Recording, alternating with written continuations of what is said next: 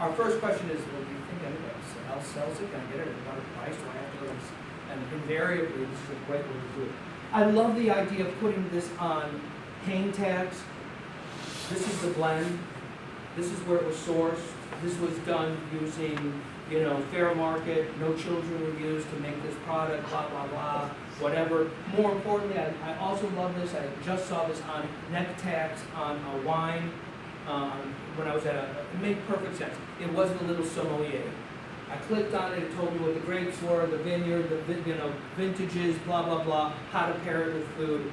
I thought, okay, I'm not buying this particular wine, but the service that you just rendered was lovely. Does that make sense? So, really a great way of being able to use it. I'm going to go through these real quickly because, as I said, you can have access to this, but I wanted to give you some statistics. In the United States right now, primarily a male audience. This is changing dramatically. Why is it changing dramatically? Because in Europe, the predominant use of QR codes are by department stores, retail stores, cosmetics, fashion, perfume houses. It is primarily a female demographic. Okay, where do we see this sort of averaging out basically to sort of the global statistic of 55% female, 45% male? Quite frankly.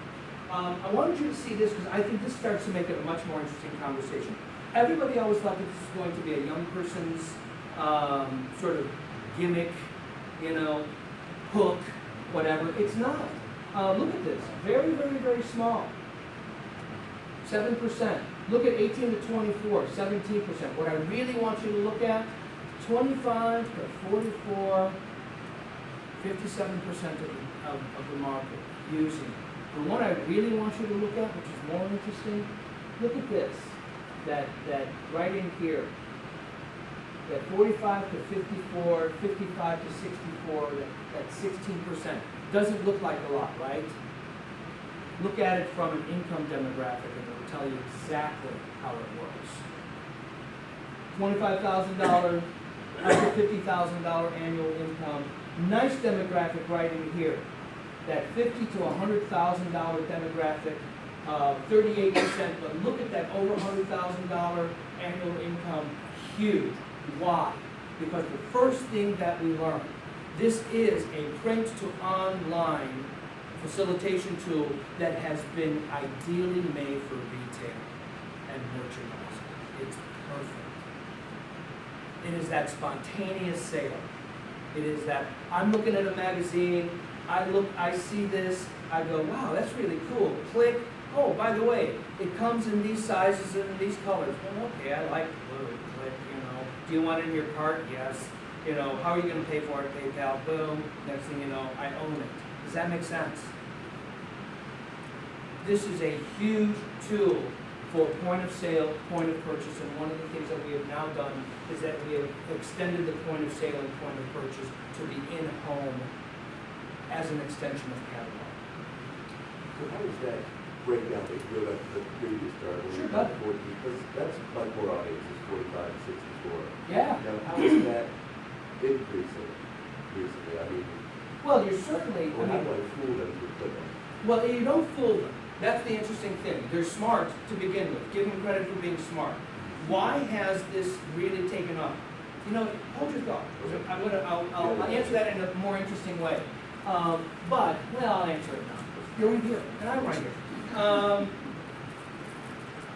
It was with the onset of publishers accepting the concept of using QR codes in magazines. They went back to their advertisers and said, look, it's easy. We can create it ourselves for you. We'll put it in the magazine. Let's test it. Once publishers got behind it and started to push it and started to sell it as a value-added service, they offered it for free because it was a free service anyway. And then what happened is, as you saw it more and more and more in the magazines, people, particularly readers, started to use it more. And what we started seeing is in that larger, higher demographic, a much higher rate, and it self-perpetuated itself. And this is you saying maybe from like 2008 to 2011? 2009 specifically, and that's why I was gonna say wait, because I've got a slide that does that, but yeah, as of 2009, literally in the summer of 2009, the publishing industry pretty uniformly agrees that they are going to start making that as a value-added service that they will offer to advertisers. So we're talking about Hearst, we're talking about Condé Nast, we're talking about Penwell, we're talking about the big publishers, Johnson, who all said, okay, they went to a conference, somebody like me did a presentation like this, wowed the bejesus out of them, and they all went back and went, yeah, this makes sense. If we can help our advertisers do a print to online link, why would we not? It's integrated marketing. And besides, they're all starting to think about, this is pre-tablet, mind you, Yeah. but they're all starting to think about the fact that I want to get my constituency online because I now have an online version. Does that make sense? Yeah. Great. All right, so income, huge. Printed magazine, number one. Website, product placement, again, very, very important. I want you to think about it being the voice that you would love to have there. Why am I saying that? Because I'm setting you up for augmented reality. Because when we talk, and I'll say this to you now, when we talk about the evolution of where this is going, how is this going to be, what is the evolution of augmented reality is the obvious. So is near-field communications. We'll talk about that. Website, perfect example. The fact that a lot of folks are reading magazines on a website or on a tablet. They see it. Could they just click to it? Yeah, but you know the interesting thing is, no one ever thought about creating the QR code as a click-on link yet. Will it happen? Probably not, because technology is moving too fast. It's evolving way too fast. Posters, flyers, kiosks, I've got a great case study for you on that. Business cards and brochures, absolute must. Absolute. None of you should have a business card that does not have your QR code on the back. Why? Because here's the deal. You can put so much information. You can have your Twitter address, your Facebook address, your Tumblr, your everything. What's important about it? You hand me your business card, I click on it. At the bottom it says, do you want to save it? Boom. Yes, it's automatically in my contacts. The facilitation of it. Nowadays, by the way, it has become so important that you go to events and conferences, they put a QR code on your name tag.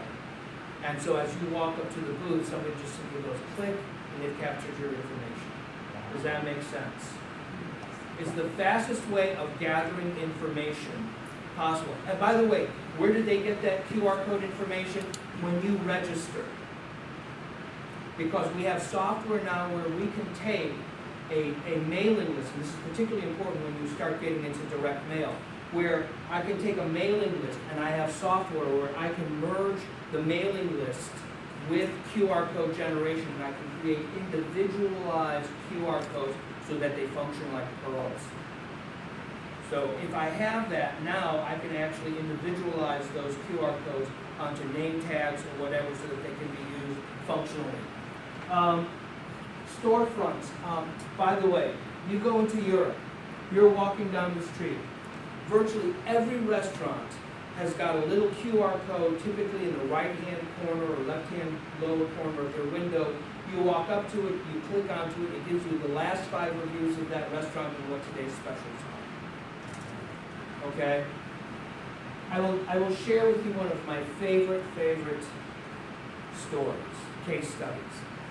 And this really sort of gives you a sense of where we are going. If you go to Harrods in London, or if you go to Le Printemps or Galeries Lafayette in Paris, you're window shopping. You stop at the window, there's a mannequin, lovely suit, blouse. There are QR codes next to the mannequin. You pull out your phone, you click on it, you see the suit, who it's made by, you can get all this information. Oh, by the way, runs in these sizes, comes in these colors. Would you like to, I want this color, and this is my size, put it in my cart. keep walking down the street, you're doing that, you get to the end of the street, you filled your cart, would you like to check out? Yes, boom, how are you gonna pay for it? Well, in Europe they have a PayPal system similar to ours. You click on it, and because in the PayPal system, it's got your credit card information, or your bank information, and you're shipped to, it automatically takes care of it, it's shipped. Last year, the major department stores in France had $100 million on-street sales. It was a category that did not even exist. It was not a catalog sale, and it was not an in-store sale. They literally had to create it as a separate metric of on-street sales. So, my question to you, what time of the day do you think had the highest sales? Number 2. Evening. Nope, morning wasn't even. After work. Number 3. The highest shopping between midnight and 2 o'clock when the bars close. So of course, the downside of it is, you know, because it's got your shipping information and everything else, on Tuesday also you get this package, you go, what's this? You go like, oh my God, I don't even look good in green. What was I thinking, you know? So, yeah. But the point of it is, that kind of facilitation, again, I can't emphasize that concept of point of sale, point of purchase. And what I want you to do is it makes us rethink where the point of sale or the point of purchase is. It could be a kiosk at a bus stop. It could be on a window. It could be in a restaurant. It could be in any, we are opening up that possibility now more than ever. Just a quick question now. Of course. You mentioned the QR code on the Name tag. name tag. We're working together on this. I'm with you. I got your back. Words, I just, Yeah. This QR code can only be created if you have provided the information when you Absolutely. register. Absolutely. So you have not provided as much information as Right. possible. This won't contain as much. No, Okay. absolutely. Just want to But make you- sure because I'm but- like, how would they know? But let me put it, because you registered for this event, they have your information. And one of the things that they'll say to you immediately is, first, by scanning your code and I capture your information, you are now on my mailing list so that I can send you more information. Okay? So of course, what do? I take the tag and I keep it in my pocket. And if I want somebody to have my information, I go here, and they just scan it. If I don't want them to have my information, they don't have my information. My main point was you are in control. You are Just totally in the information control. you provide. Hey, you want to be Sean Connery, be Sean Connery, okay? Why not, you know? Anyway, locations, home number 1, retail number 2, grocery store number 3. This is huge. Grocery store, that point of sale, point of purchase, I want more information, etc. At work, outside, and then restaurant we talked about. So a lot of good stuff. Anyway, let me keep moving. Earlier we talked about this. Look at this. Look at the flat line in the United States of QR code use. It was negligible until all of a sudden you start to see the publications starting to use it. Get into that December, boom, look at the line. Key point, from October, the first quarter, of 2010 to the first quarter of 2011, you had an increase in usage of 4,549%. This is exponential growth. Perfect example. And I'm going to make this comment and then I'll qualify. In June of last year, we had 14 million scans, QR code scans, just in June alone. Now that doesn't sound like a lot, right? And you think, you know, here's the interesting thing. Nobody scans a code unless they're interested. They are pre-qualifying themselves in terms of interest. What I want you to take away is that the pull-through between the scan and the purchase is extraordinarily high. It is better in some cases than you might get in other campaigns. So the fact is, if I'm taking the time to scan a code, it means I'm interested in your product, I'm interested in your service, I want information, I'm already, at that point, I've already gone through all the pre-sale process, I'm in.